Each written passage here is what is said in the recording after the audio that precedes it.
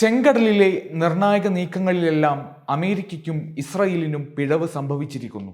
ഹൂത്തികളുടെ ആത്മവിശ്വാസത്തെ തകർക്കാൻ US നേതൃത്വം നൽകുന്ന നാവിക സഖ്യത്തിന് സാധിക്കുന്നില്ല. ഹൂത്തികൾ ആർക്കും ചോദ്യം ചെയ്യപ്പെടാൻ സാധിക്കാത്ത ശക്തിയായി വളരുന്നു. സമീപകാലത്ത് ചെങ്കടലിലുണ്ടായ സംഭവ വികാസങ്ങൾ ഹൂത്തികളുടെ ശക്തിയെ, നിശ്ചയദാർഢ്യത്തെ അടയാളപ്പെടുത്തുന്നുണ്ട്.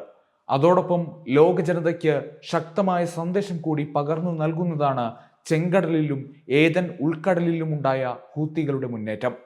സയനിസ്റ്റ് ഭീകരതയ്ക്കെതിരെ ലോകം മൗനം പാലിച്ചപ്പോൾ ചെങ്കടലിൽ തുടക്കം മുതലേ ഇസ്രയേൽ വിരുദ്ധ പ്രവർത്തനങ്ങൾക്ക് തുടക്കം കുറിച്ചവരാണ് ഹൂത്തികൾ. അമേരിക്കയും പാശ്ചാത്യ രാജ്യങ്ങളും ഈ കൊടിയ വംശഹത്യയുടെ ഭാഗമായപ്പോൾ US ഉൾപ്പെടെയുള്ള പാശ്ചാത്യരുടെ മനുഷ്യത്വ വിരുദ്ധ നിലപാടുകൾക്കെതിരെ ആയുധമെടുത്ത് പോരാടാനിറങ്ങിയവരാണ് ഹൂത്തികൾ. ആ അർത്ഥത്തിൽ പ്രതിരോധത്തിന്റെ ആവശ്യകത സംബന്ധിച്ച ശക്തമായ സന്ദേശമാണ് ഹൂത്തികൾ ആഗോള സമൂഹത്തിന് പകർന്നു നൽകുന്നത്. സമാധാനകാംക്ഷികളായി മേനി നടിക്കുകയും അതേസമയം ഇസ്രായേലിന്റെ വംശഹത്യയെ പ്രോത്സാഹിപ്പിക്കുന്ന നടപടികൾ സ്വീകരിക്കുകയും ചെയ്യുന്ന ബൈഡന്റെ നെറികെട്ട നിലപാടല്ല ഹൂത്തികളുടേത്. പറഞ്ഞാൽ പറഞ്ഞതുപോലെ ചെയ്യും നിലപാടിൽ വെള്ളം ചേർക്കുന്ന പാശ്ചാത്യൻ രീതി ഹൂത്തികൾക്കില്ല.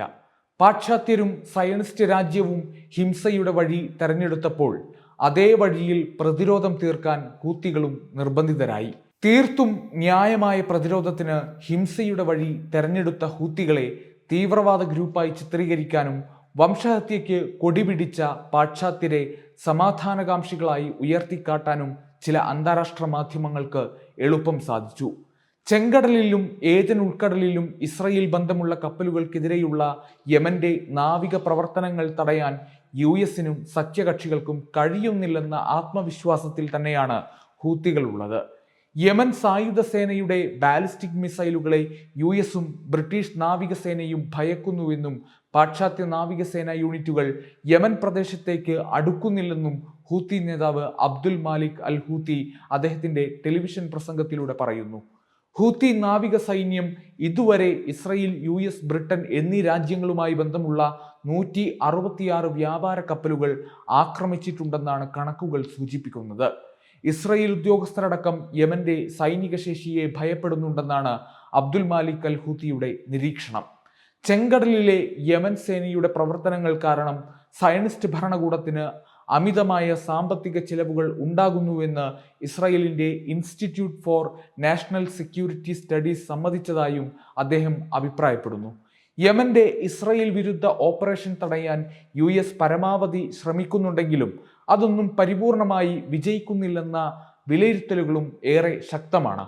അടിച്ചമർത്തപ്പെട്ട ഫലസ്തീൻ രാഷ്ട്രത്തോടുള്ള ഐക്യദാർഢ്യം ആവർത്തിച്ചുകൊണ്ട് തെരുവിലിറങ്ങാൻ അൻസറുള്ള നേതാവ് യമൻ ജനതയോട് ആഹ്വാനം ചെയ്യുകയാണ്. ഗസയിൽ നടക്കുന്ന വംശഹത്യക്കെതിരെ മൗനം പാലിക്കുന്നത് മനുഷ്യന്റെ അന്തസ്സും ജീവിക്കാനുള്ള അവകാശവും നഷ്ടപ്പെടുത്തുന്നതാണെന്നും അബ്ദുൽ മാലിക് അൽ ഹൂത്തി അഭിപ്രായപ്പെടുന്നു. അമേരിക്കയിലും യൂറോപ്പിലുടനീളമുള്ള കോളേജ് ക്യാമ്പസുകളിലും നടന്ന ഫലസ്തീൻ അനുകൂല വിദ്യാർത്ഥി പ്രതിഷേധങ്ങളെ ഹൂത്തി നേതാവ് പരാമർശിക്കുന്നുണ്ട്.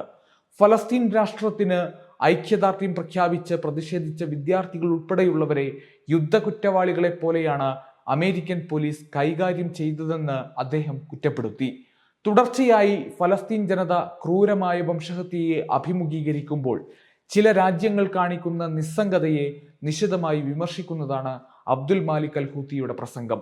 ഗസയിൽ വംശഹത്യ തുടരുന്ന ഇസ്രായേലിന്റെ ഉൽപ്പന്നങ്ങൾക്കെതിരായ ബഹിഷ്കരണ ക്യാമ്പയിനിന്റെ ഭാഗമാകാൻ എല്ലാ ലോകരാജ്യങ്ങളോടും അബ്ദുൽ മാലിക് അൽ ഹൂത്തി ആഹ്വാനം ചെയ്തു. ഇസ്രായേലിന്റെ നിരന്തരമായ ആക്രമണങ്ങൾക്കിടയിലും ഫലസ്തീൻ ചെറുത്തുനിൽപ്പ് പോരാളികൾ അവരുടെ സൈനിക ശേഷി വർദ്ധിപ്പിച്ചു. ആക്രമണം നടത്തുന്ന ഇസ്രായേലി സൈനികരെ ചെറുക്കാൻ സൂക്ഷ്മമായ തന്ത്രങ്ങൾ പ്രയോഗിക്കുന്നു. ഗസ ആക്രമണത്തിന് ആവശ്യമായ സൈനികരെ റിക്രൂട്ട് ചെയ്യുന്നതിൽ ഇസ്രായേൽ സൈന്യം പരാജയപ്പെട്ടുവെന്നും അദ്ദേഹം പറഞ്ഞു. യമൻ, ഇറാഖി, ലബനീസ് പ്രതിരോധ പോരാളികൾ നടത്തിയ ഇസ്രായേൽ വിരുദ്ധ പ്രതികാര നടപടികളും അധിനിവേശ ഭരണകൂടത്തിന് കാര്യമായ നഷ്ടം വരുത്തിയെന്നും അദ്ദേഹം വിലയിരുത്തി. ഇസ്രായേൽ താൽപര്യങ്ങൾക്കെതിരെ യമനിലെ സായുധ സേനയും ദി ഇസ്ലാമിക് റെസിസ്റ്റൻസ് ഇൻ ഇറാഖിലെ പോരാളികളും സംയുക്തമായി നടത്തിയ പ്രവർത്തനങ്ങളെയും അദ്ദേഹം പ്രശംസിച്ചു. ലെബനന്റെ ഹിസ്ബുള്ള പ്രതിരോധ പ്രസ്ഥാനം, ഇസ്രായേൽ സൈനിക കേന്ദ്രങ്ങളിൽ നടത്തിയ പ്രവർത്തനങ്ങൾ വടക്കൻ ഇസ്രായേൽ അധിനിവേശ പ്രദേശങ്ങളിലെ വ്യാവസായിക പ്രവർത്തനങ്ങളെ ഗുരുതരമായി തടസ്സപ്പെടുത്തിയെന്നും വ്യക്തമാക്കിയാണ് അബ്ദുൽ മാലിക് അൽ ഹൂത്തി അദ്ദേഹത്തിന്റെ പ്രസംഗം അവസാനിപ്പിക്കുന്നത്. waytonikah.com, the exclusive Muslim matrimonial site.